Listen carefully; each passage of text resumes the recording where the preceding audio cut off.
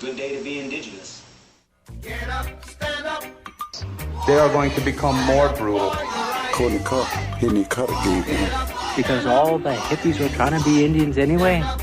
They're going to become more repressive because it's a matter of dollars and their illusionary concepts of power. Hey, Victor. We must live in balance with the earth. And also with recent happenings at Wounded Knee. I am awake. Welcome to Native Roots Radio presents I'm Awake, and I'm your host, Wakanja Hade. Hey, Kadagi to all my friends and relatives in four directions. You are listening to Native Roots Radio presents I'm Awake, and I'm your host, Robert Pilot. We discuss local, national, Native news and events, and as you know, Chujunk, Native issues are human issues, and human issues are Native issues. Yes, you are right, Daga. And this segment of Native Roots Radio is presented in partnership with Little Moments Count, which is a statewide collaborative focused on helping parents and caregivers learn about the importance of brain development in the first 3 years of life. For more information, you can visit littlemomentscount.org. Hey, here at Native Roots Radio, we're excited to be partnering with Little Moments Count and to host conversations focused on early childhood development. We bring guests on monthly to talk about how they view their role of early childhood development and creating bright futures and strong communities. And tonight, or I guess it is tonight, we have Lucy. Lucy, do you want to introduce yourself? Sure. Bonjour. My name is Lucy Arias, and I'm a longtime early childhood educator and currently work at the Department of Education in Minnesota. And I love the Minnesota Department of Education, being a former teacher. Welcome, and thank you for all those variances over the years. Just kidding. Great to have you on. Let's get with it here. You're a early language and literacy specialist and was previously the preschool development grant tribal nations lead at the Minnesota Department of Education. And you have a BS in child psychology, an MED in parent and family education from the University of Minnesota. Go Gophers. I'm a grad there too. Your career in early childhood spans 30 years and includes classroom teacher, program director, research, family education, advocacy, and early childhood care and education. I want to start out with a quick question. And one thing I want to really emphasize too while we're talking is that you were boots on the ground being in a classroom, and that's a huge thing. But start, with your extensive experience in early childhood education. Can you explain why the first 1,000 days of a child's life is so critical for language development? Wow. For anybody who's worked with little kids, you know that their learning is so dynamic during those first months, first years of their life. I mean, they go from being this little person who enters the world so dependent on everybody around them to, by the time they're 3, being pretty self-sufficient. If you think about it, they can get themselves food. They know how to communicate. So that first 1,000 days of life is just such a dynamic time of learning. And anybody who's observed children or been with children, you've seen that. But now we have the brain science to match. We literally can do the scans to see what's going on in little babies' brains. And it's just like springtime in the plants, right? That's literally, It's springtime in a baby's brain.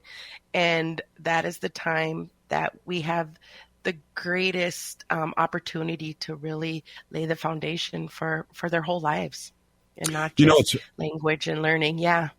Yeah. And it's interesting too, because when you're brought up in a language or a house with 2 languages, you can see that it seems like it takes them a little longer to say their first words because they're processing both languages, whether it's Ho-Chunk or Dakota Lakota or any other language, Spanish, and once their brains do connect and kick in, they speak both languages. It's an amazing thing. It is. And I think that's one thing we take for granted with little children is that they they're just conduits of learning. And when I was a family educator, I always told families, your babies are geniuses. Just observe them a little bit and you will see it. And it's true. They may start using their first words, but it's mostly because they're making sense of it, right? They hear two different languages and they actually want to know to say the right language at the right time. So they're doing something very complex, quite honestly, if you think about it. And then when it does connect, they run with it and it'll be their whole life. Exactly. Hey, how can parents and caregivers effectively, support language learning in the early years, especially throughout everyday activities like reading, signing, and playing, or singing and playing? Well, this is going to seem a little counterintuitive, but be good observers. Pay attention to what they're playing with or what they pause and look at, because that's where their interest lies. That's where their skills are. And then add the language to it, right? So if they're sitting by the window and they're watching the squirrels, we'll talk about the squirrels, sing about the squirrels, find books about squirrels, right? So really that's the first thing, to be good observers of our babies, right? And then listen, because they're communicating. If we observe and listen to them, they're communicating long before they have words. And then later comes that engagement with them to give words to what they're observing or give words to what they're doing. So it would be observe, listen, and then engage and begin those back and forth language opportunities with our children. That's something teachers and adults could look at with their older children too, because I know I had many different interests, and my parents really fed those interests. And even into my teens, they really supported it. So it starts with early childhood learning, but the caregivers and parents really need to be, like I'm a lifelong learner, but they need to be a lifelong learner for their student or their child. Oh my gosh, because we can learn as much from children as they learn from us. So that is 100% true. Right on. Hey, what role does culture and context, particularly in our Native community, play in early language development? Well, I've been thinking about that one a lot. And I think it's really going back to our teachings, right? That children are gifts. I think that's important to remember, that they're here for us as much as we're there for them. And in addition to that, thinking of who all surrounds the child as being teachers to the child, right? It's just not mom. It's just not the teacher at the school. It's everyone. It's aunties, uncles, older siblings, that we all have a role in being the educator for children. And so really looking at, I hate to use, it's so colloquial, but the whole village, right? And that it's all our roles to be that educator for our children. Yeah, well, how can we ensure that? That's how can we as caregivers? I'm a choka now. I'm a grandfather and parents. How can they ensure that we can get some cultural relevant support? Well, look close, right? Like, I exist in the world and there's so many other educators, and sometimes it's not the teachers, it's not the whatever. Like, I always tell people that one of the greatest educators I ever had is my cousin. She's about the same age as me. She just sees the world a little differently, and I've learned so much from her. So it's always looking for teachings that surround us, right? And so culturally, if we think more tangibly, culturally, like a lot of our life rotated around the environment. And so what was going outside our windows. And so really drawing on that, because that's what children are observing and interacting with.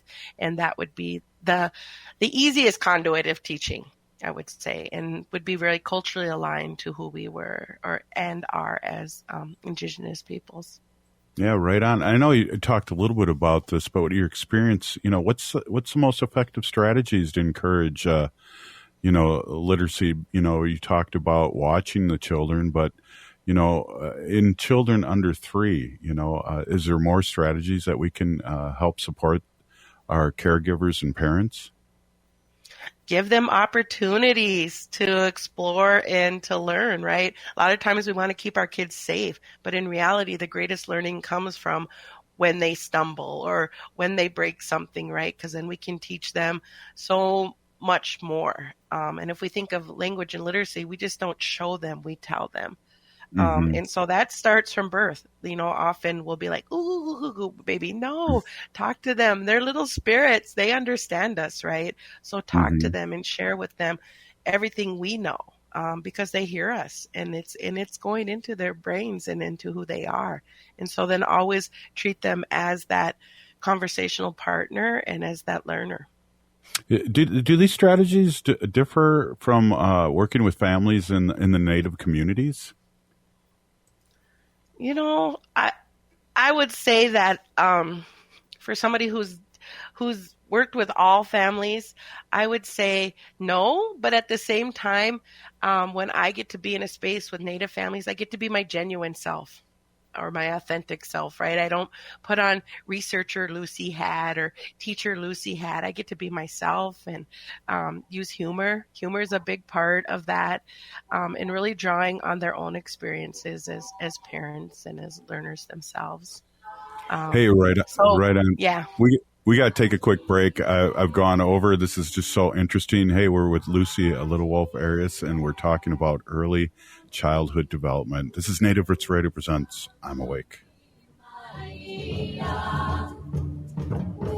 If the statistics say that 1 in 3 Native women and 1 in 6 Native men have experienced sexual assault in their lifetime, it means our whole community is affected by sexual violence. 1 is too many. Don't stand by. Stand up. Don't engage in acts of sexual violence, and shut down the dirty jokes, the gossip, the victim blaming and shaming. As a community, we can change the way we respond. Contact the Minnesota Indian Women's Sexual Assault Coalition to attend a workshop to learn more. Sponsored by the Minnesota Indian Women's Sexual Assault Coalition. It's back to school time, which means getting back to school ready. One important thing to add to your to-do list this year is making sure your child is up to date on their vaccinations. Getting vaccinated will help your family avoid missing out on school, activities, work, family events, and vacation. Keep your family healthy by talking with your healthcare provider or visiting our free vaccination clinics in Minneapolis. Visit the City of Minneapolis website and search for vaccine clinics. A message from the Minneapolis Health Department. Hi, it's Robert Pilot from Native Roots Radio. If you need new windows for your home or business, I highly recommend 952 Windows. They offer windows and doors with the longest warranties and Energy Star's #1 most efficient ratings. I can personally vouch for them, having known the owner for decades. They did a fantastic job on our second floor addition 20 years ago, installing windows, roofing, siding, and even adding a master bedroom and bathroom. 952 Windows is part of Loyal Home, founded by some of the Ethics award-winning former Window Light employees. In my opinion, they're one of the most best-kept secrets in remodeling. As Onyx Bath and Rosebud cabinet dealers, 952 Windows guarantees top-quality products. Most of their business comes from referrals, so much so that they have been called the best-kept secret in remodeling by their competitors. For unbeatable deals and trusted service on windows, doors, roofing, siding, kitchens, bathrooms, and more, call 952 Windows or visit 952windows.com. Hi, I'm Jane Fonda, and you're listening to Native Roots Radio.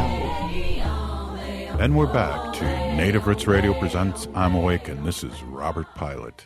This segment of Native Roots Radio is presented in partnership with Little Moments Count. Nearly 80% of brain growth happens in the first 1,000 days, and small moments of interaction like talking, playing, reading, and singing help create pathways that build a child's brain during this early stage of life. Wow, here we're with Lucy and Harrison, early language and literacy specialists at Minnesota Department of Education, and we're having a really pretty cool conversation here. Welcome back. Can you share some insights from your time as a preschool development grant tribal lead in the Minnesota Department of Education? You know, particularly in how early language and literacy initiatives were tailored to meet the needs of tribal nations. Sure. Well, the preschool development grant was unique in the fact that they wanted to ensure that Native communities were supported through this federal grant. So they hired me to be that sort of liaison within state government, but also to partner with different tribal organizations and tribal nations who received the funding. So I really was their advocate on the outside, but on the inside. And a lot of the programs were early childhood focused, or the majority of them were. And either it was early childhood programming or language immersion. So, and so I was there to be a thought partner, a specialist, one could say, but really brought my years of experience to them to support them in the work that they were doing. And it's important, my title's like language and literacy, but the basis of literacy is language, right? If from our words, we learn to read those words, we learn to write those words, we learn to communicate, all those different things, which is literacy, really starts at language. And supporting programs that support families and children in those first years are literacy programs and language programs. Yeah, and I really like this question, how can singing and storytelling, which is, traditional practices of most Native communities, be leveraged to promote language development and early literacy in our young children? Wow. Hats off to our storytellers, right? They're our knowledge keepers, right? They're sharing stories that have been handed down through the generations that are not only just stories, but they're teachings, and there's deep knowledge in those stories. And it's really interesting because I like science, but I also like the generational knowledge, or the cultural knowledge that we know. And it's interesting because if you do brain scans of when children hear a story from a storyteller versus hearing a story from a storybook, different things go on in their brains, right? And when you hear a story, you're actually visualizing it. Versus when you got a storybook, you're looking at the pictures. So you're more focused on looking versus hearing. And so it's actually a richer experience to sit and listen to a story, right? So I think that is just like that. When I learned that fact, I was like, wow. But, I think about it for myself. I remember those stories my grandma told, and maybe not traditional stories, but the stories she told about when she was little. Like, they're just vivid in my memory. And so there's such importance to storytelling. And if you think about drums and singing, to repeat a beat and to remember that beat, that's like a complex skill. And so it lends into so much other skills that children need later in life. Yeah, the power of the drum. You're right, and the singing that goes along with that, and singing to your young ones. That is really powerful. What are the potential long-term impacts on child education, a child educational journey, if they're not to receive adequate language and literacy support during those first 1,000 days?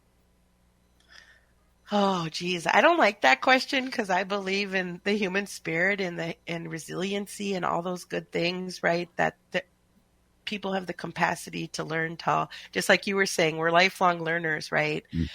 But I think during those first 1,000 days, we need to really pay attention because some children are going to need more support, right? Not all children are born the same. Not all children are born with the same skills. So during those first 1,000 days, we really need to be observers and very sensitive to know if they're learning at the rate they should be learning, right? And if we miss that window, it doesn't mean it closes. It just means it gets littler. Versus in those first 1,000 days, that window's wide open, right? If that's a good analogy. But as time goes on, that window closes, right? And it never 100% closes, but we know if it's hot out and we want a nice breeze coming in, the window's open only a crack, only a little bit of that cool breeze is going to come in. And so that's the same with learning, right? It still can come in and it still can impact the child and things like that. But we want to do it during those first 1,000 when that window's wide open, because they were born to learn. They were born to listen and learn and do all the good things that they're capable of doing. Yeah, sorry about that question. I just think it's kind of a reminder too that, it's how important it is, because when our young ones start school and have a good vocabulary and a good way of listening and learning, they're way ahead.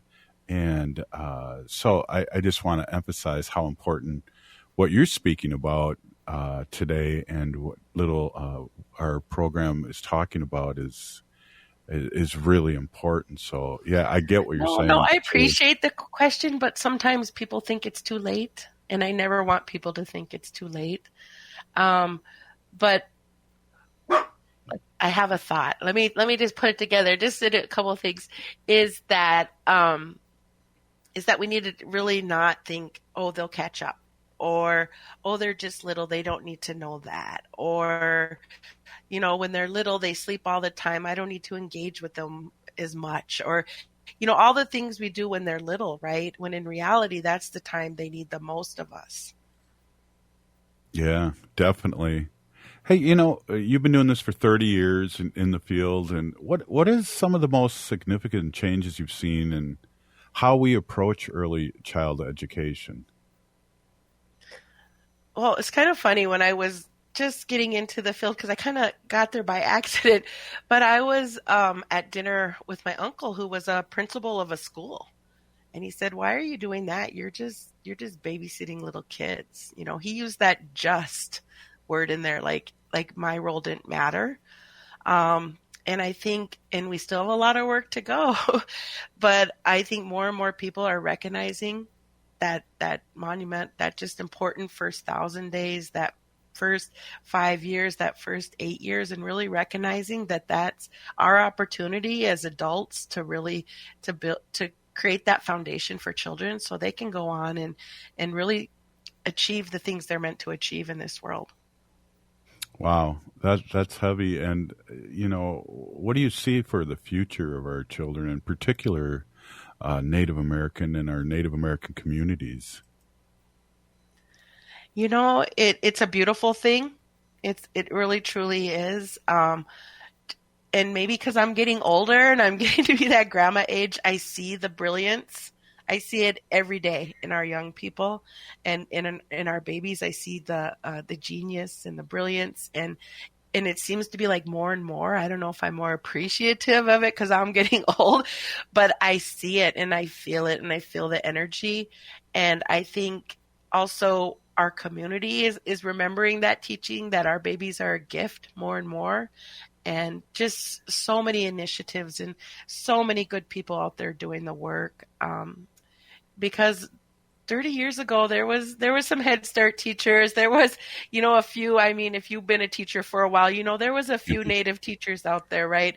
But there's just seems like there's a swell of more of us who really, really recognize. We've always known the importance of education, but there's more of us and seeing our place there in the systems. Yeah, really great point. And we can go with lawyers.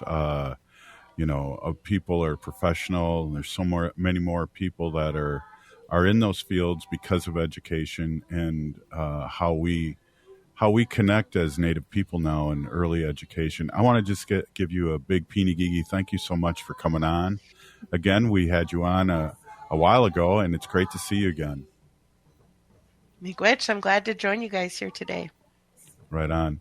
Hey, we'll be right back with Bob Blake from Red Lake talking about Solar Bear with the Solar News. This is Native Roots Radio presents I'm Awake.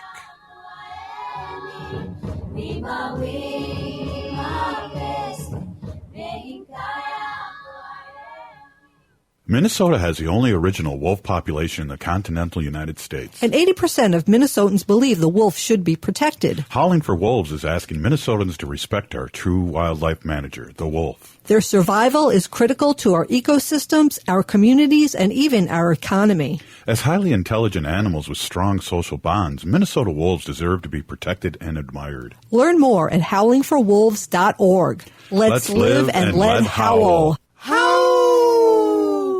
J&S Bean Factory is a Native-owned, community-supported, cozy, artsy coffee shop which offers roasted on-site beans, live music, and baked goods. Relax in the beautiful outside patio.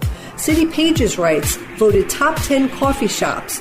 Tucked into a quiet corner of St. Paul's Highland Park neighborhood, this coffee shop roasts beans on-site from the best coffee-growing countries in the world. located at 1518 Randolph Avenue, St. Paul. The good stuff. Join the community spirit at Four Sisters Farmers Market, a seasonal hub for cultural placemaking, food access, and Indigenous values. Four Sisters Farmers Market has always emphasized their commitment to the community and inclusivity, accepting SNAP and EBT benefits. Stop by and get affordable, healthy, and culturally appropriate local food. Four Sisters Farmers Market is open Thursdays 11 a.m. to 3 p.m. and is located on the American Indian Cultural Corridor off of Franklin Avenue in Minneapolis. Discover more about Four Sisters Farmers Market on their social media accounts. Discover the emotional depth and vivid storytelling of Jay White's Arikara proper at All My Relations Arts in Minneapolis. This solo exhibition celebrates Arikara culture through the lens of an urban Indian perspective. Experience themes of empowerment, depictions of Native women, stars, and star quilts within White's vibrant acrylic paintings. Arikara proper is showing now through October 5th at All My Relations Arts in Minneapolis. Get inspired by Jay White's powerful storytelling on canvas. Details at allmyrelationsarts.org. It's back to school time, which means getting back to school ready. One important thing to add to your to-do list this year is making sure your child is up to date on their vaccinations. Getting vaccinated will help your family avoid missing out on school, activities, work, family events, and vacation. Keep your family healthy by talking with your healthcare provider or visiting our free vaccination clinics in Minneapolis. Visit the City of Minneapolis website and search for vaccine clinics. A message from the Minneapolis Health Department. Bonjour, hello. My name is Wabin. I am an enrolled member of the White Earth Nation, descendant of the Navajo Nation, and co-chair of the Indigenous Employee Resource Group with the Minnesota Department of Transportation. MnDOT is hiring for a variety of positions from road maintenance to accounting and more. We offer great benefits. For more information or to set up a one-on-one resume and application assistance, visit mn.gov/careers, or you can text or call 612-257-2388. 612-257-2388. AM 950 KTN up, St. Louis Park, Minneapolis, St. Paul. Everyone likes a litter-free ride on Metro Transit buses and trains, so pitch in. Take pride in your ride and take your trash off with you when you get off at your stop. You'll find trash bins at every Metro station. Want to help clean up transit stops in your neighborhood? Join the hundreds who volunteer to adopt a stop and keep it picked up. Learn more at metrotransit.org/adopt-a-stop. That's metrotransit.org/adopt-a-stop. With a look at your AM 950 weather, I'm Patrick Lilia. Clear tonight with a low of 59, then Thursday, sunshine with a high of 77. Maverick's Real Roast Beef is an East Metro treasure with the best roast beef sandwiches you'll find anywhere and so much more. Maverick's is located in Roseville on Lexington Avenue, 1 mile south of Highway 36. Visit their website at mavericksbeef.com.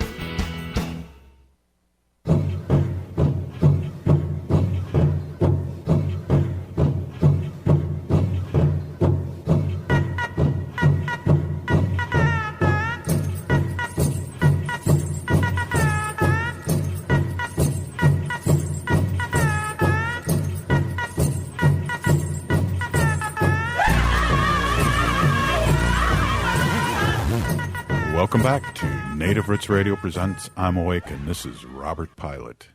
This portion of the show is supported by Native American Community Clinic on Franklin Avenue in Minneapolis, honoring health and tradition. Yes, they do. Thanks, Haley. Hey, we have our friend Bob Blake, Solar Bear with the Solar News. We haven't talked to you in a while.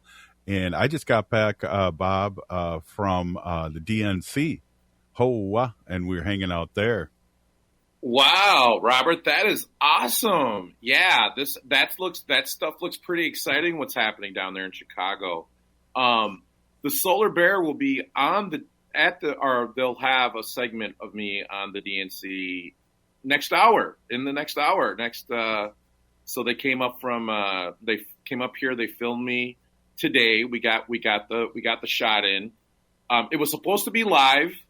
It got changed at the last minute because they said that the whole thing isn't running right on time the way it's supposed to be. So they didn't want us in these remote locations standing for hours trying to wait for our time to talk.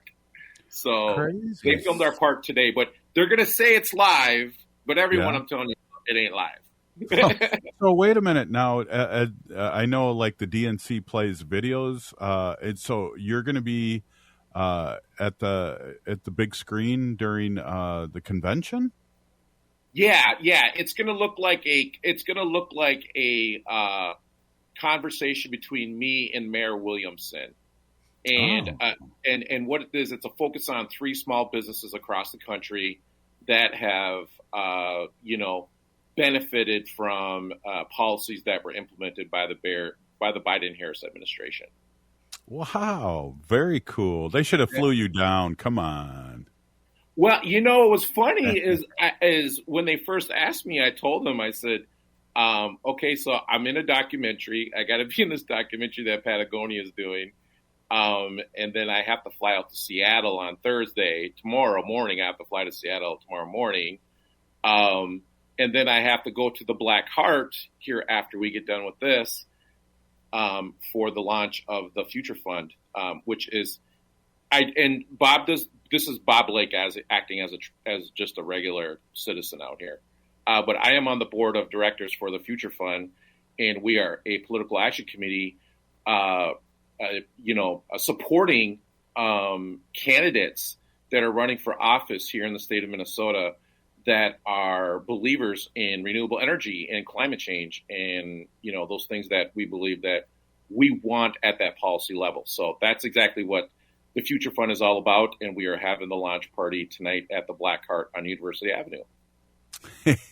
Wow, right on. Hey, and you know what else is happening this week? That's why I had to come back from Chicago, is State Fair is happening the next week, and we'll have Native Roots Arts open and a lot of swag, so come on out there. And I'm working for my Weeha, my second daughter, because she can't work it this year, so I am working it, stepping in and working a few days, and then Haley and I are going to do the show live out there, and it's just going to be a beautiful thing at the State Fair. But Bob, hopefully you come back and check out the State Fair. Yeah. So Solar Bear and Native Son will be at the State Fair at the Care 11 Barn tomorrow during their community segment at noon. So if y'all want to stop on out and get some Native Son Solar Bear swag, we'll have that out there for folks that will be in the crowd. Nice. And then we'll be talking about electric vehicles, renewable energy, and how cool is this Inflation Reduction Act and all the cool stuff that's happening. I'll send someone over there and get some swag, and then we'll put it in our store and sell it. Oh, wow. But Robert, yeah. let's get to the Solar Bear with the solar news. Right on, do it. Because there is a great article out today that talks about the Democratic platform, because this is what's happening right now. And it talks about how the Democratic platform emphasizes the economic case for climate action. And I think what's really kind of interesting about this, right, Robert, is it was in the Hill today. It was in the Hill today. And it talks about, basically how, the Inflation Reduction Act has created hundreds of thousands of jobs already. But, how the economic case for future generations, Robert, for future generations that have to deal with climate change and how the Inflation Reduction Act is going to help propel these new jobs for, the future workforce in the United States. And this is what the Democratic platform is. This is what they're talking down there at the DNC. So I think this is really cool, Robert. And unfortunately, if the other folks get in power, they have all but said that they are going to destroy everything that has been built up by this administration currently, and all the good work that they've done around climate change. So I think this is a really interesting article. I suggest everybody to check it out. It's in the Hill. It's today, and it just talks about it says the 2024 Democratic platform emphasizes the economic case for climate action. And it's such a great read. And it has so much good information in there. But I suggest everyone to check it out because it really does speak about the future. Wow, that is that's crazy too. That we really have accumulated so many reasons to vote blue, and just destroying this momentum that we have had going, and you've been talking about for years here on Native Roots Radio. And Robert, I mean, how cool is it that Governor Walz is going to be the next vice president? Okay, now we have not won. This has not won yet. Okay, I'm just saying. Yeah. Listen, everyone. Solar Bear knows too much about climate change, and he doesn't want to know everything that he knows. But I want to tell you all right now that Solar Bear actually has hope, because if Harris and Walz get in office, there's no stopping this now. I believe, have a chance. And Robert, just how we reversed the ozone layer from depleting, we're going to stop climate change, and that's what's going to happen. And I am so dedicated to this work, and I always tell people, Solar Bear is going to be like putting up a solar panel, and that's probably how I'm going to die. because I'm just going to be doing what I love, right? But Absolutely. but honestly, Robert, this is what we need. This is the juice that we need, the shot in the arm. And so kudos to President Biden. That man is incredible. He has done nothing but good things for the planet, for the country, for the world. And I'm just saying that we really need to get behind Biden, behind Harrison Walz this election, because, like I said in this article that the Hill put out today, it is so important to the future of this planet and to the country, and to democracy, everyone, to democracy. We got to get our friends out to vote because we outnumber them, and we just got to remember that. And I'll probably be voting early so I can drive people to the poll in my car. And so, well, one of the things too, Bob, it's really exciting too, where things trickle down governmental, we'll have a first Native American woman governor. Are you kidding me, Robert? Are you kidding me? I am so proud of Lieutenant Governor Flanagan. This is going to be incredible. This is just icing on the cake, right? Not only are we going to get our first female president, right? We're also going to get the first Native American, governor ever. And this could not be any better. So I'm super excited about this. We need to get out in the polls and vote. We can't take anything for granted. We gotta keep our foot on the pedal, and make sure that you speak to everyone that you can. 10 people, tell them to get out and vote. Support, political action communities like the Future Fund, where we are targeting areas in which we feel as though that are going to be, teetering, could go either way. And so we're going to be targeting those districts and those candidates. And so please support that. And like I said, just get out there and get everyone to vote. I've been donating like crazy. The Solar Bear money has been going out all over the place, Robert. Yeah, definitely. but I believe it's so important, and it's just really worth it. Definitely. And, one of the things that we can do also, because I've learned in my older age here is that I can't be a one issue voter, is that we are more likely to move this next administration more to the progressive things. And that's what's really exciting for me too, because there's no way we'd get anything done. Trump's second day in office, he signed the bill for Dakota Access Pipeline to start up again. These are the things that we're dealing with, and at least with the Democrats, we can push them more to where we want to go too. And you know what, Robert? This is all about Harrison Walz the next 8 years, and then after that, Governor Walz as the president for those 8 years, and then it rolls right into AOC and Secretary Buttigieg. Man, that's the future that I see, and that's the future that I want, because that's the future that's going to get things done. For Americans and quite honestly for the world and for our democracy.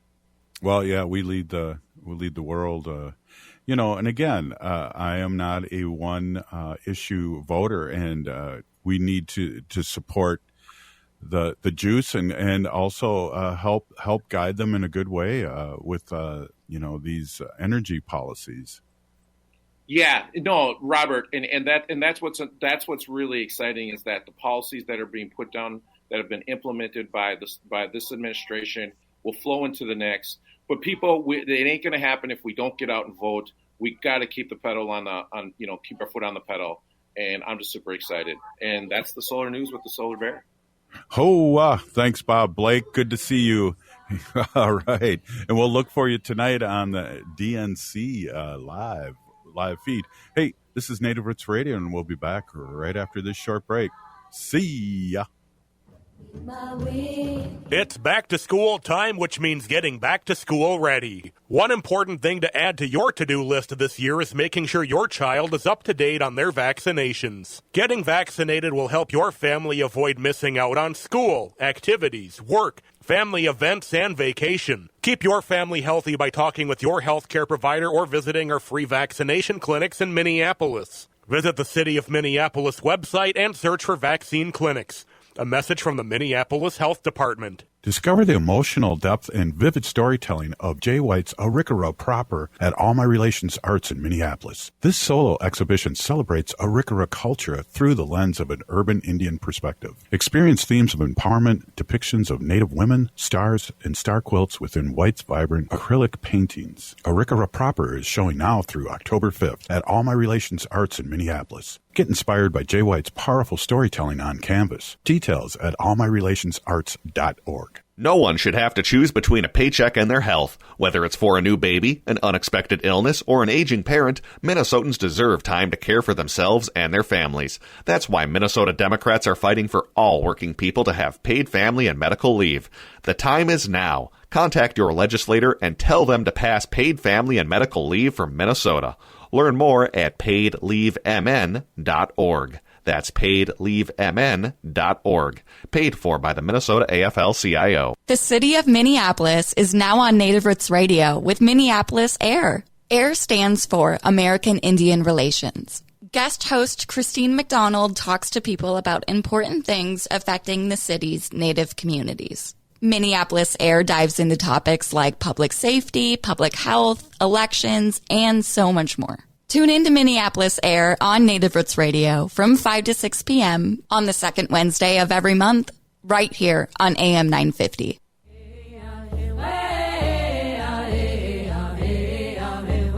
Hi, this is Governor Walz. Thank you for listening to Native Roots Radio. And we're back to Native Roots Radio presents I'm Awake, and this is Robert Pilot. This portion of the show is supported by Howling for Wolves, protecting wolves for future generations. Howl! Howl! Wow, that was a good howl. It was. Right on. Hey, so what do you got going on here? You're going on vacation soon, well-deserved, and then we got the fair, so that'll wear you out, broadcasting live out there. Hey. Really excited to come back from the DNC. One of the things I really want to talk about a little bit is that we really need to, and we've talked about this, Haley, too, really educate our young ones about civics, about not being afraid of politicians and see them eye to eye as people, and then you'll feel more apt to vote and be in part of the process.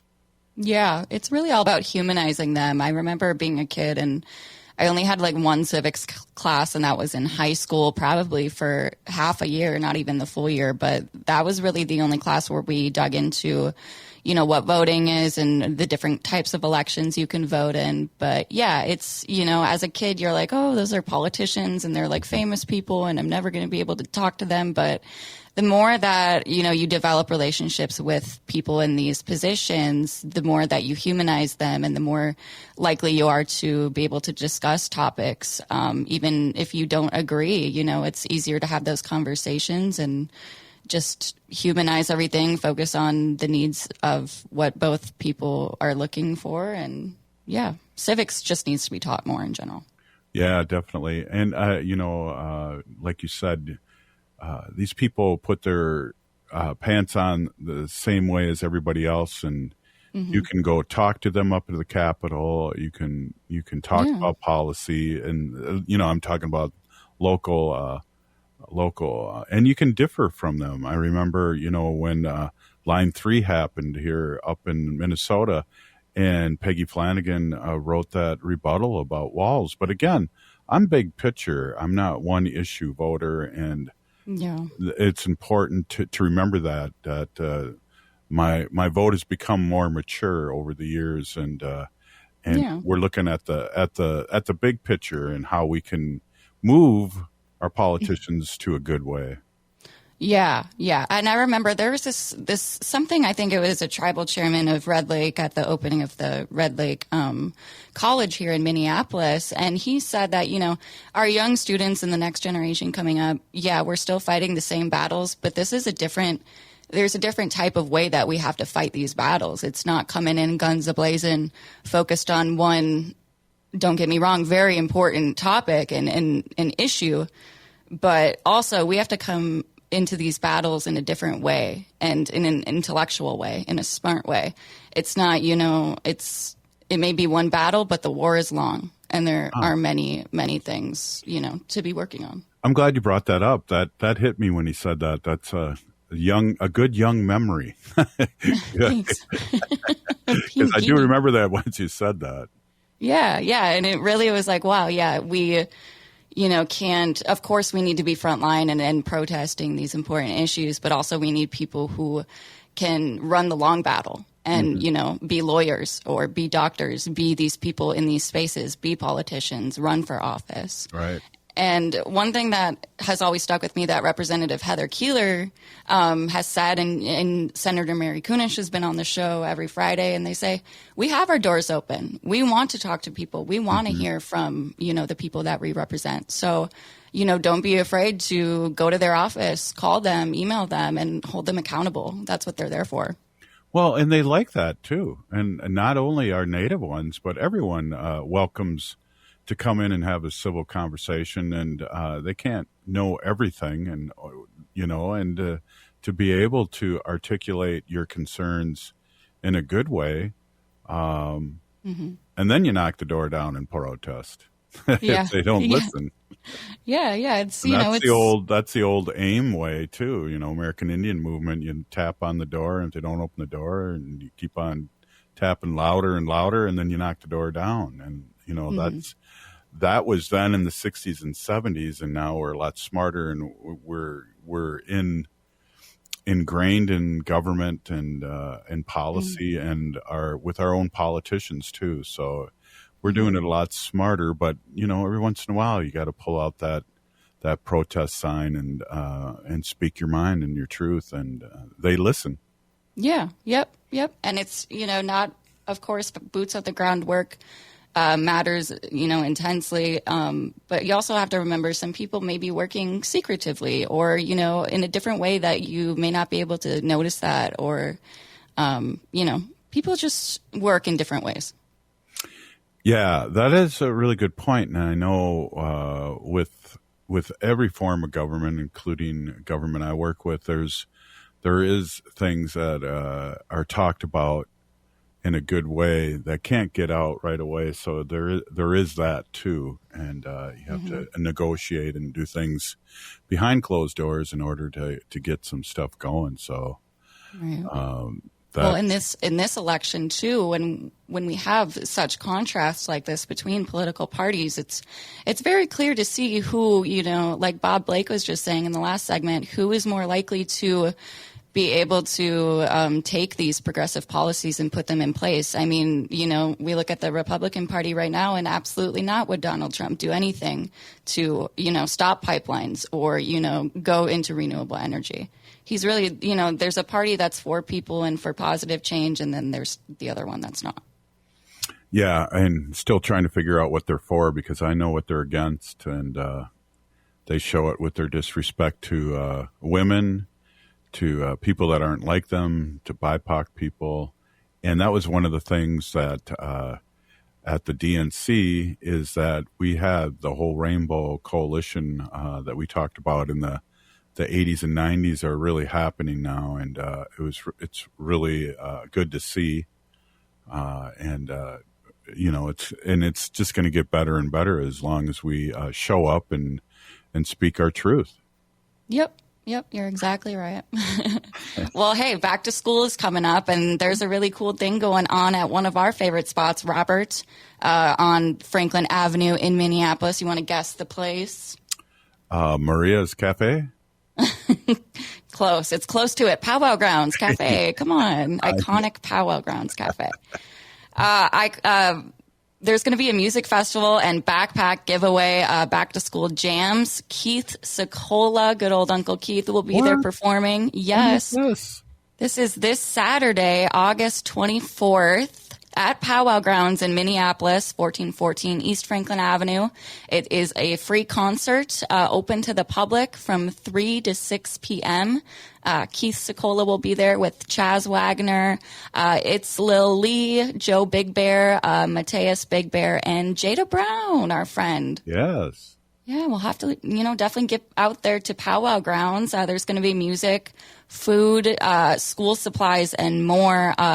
Free school supplies makes all the difference to families in our community. We want our young ones to start out the school year just, strong and confident and ready to learn. So this is this Saturday, August 24th, 3 to 6 p.m. at Powwow Grounds in Minneapolis Music Festival with Keith Secola. Save me one of those indigenous backpacks. Oh, yeah. Okay.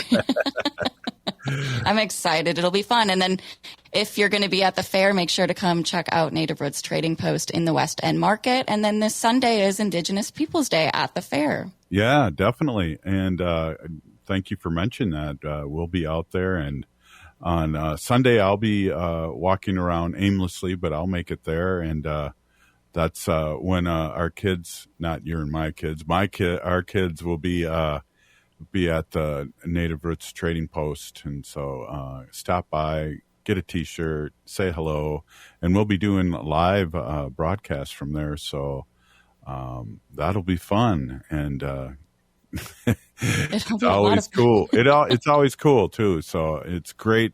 Stop by and say hi, and we'll get you on the show because I don't know if we have any guests lined up, but there's going to be a lot of people coming in and out, and stop in and get a T-shirt and be a guest. Oh, what? Yeah. We look forward to seeing you out there. Right on. Good one there, Haley. Chujank. Hey, if you're listening to the show, you're part of the resistance from Chief Plentycoops. The ground on which we stand on is sacred ground. It is the blood of our ancestors. We need to resist, divest, join a group, run for office, and vote. We're still here. We are the 7th generation. And free Leonard Peltier. Now.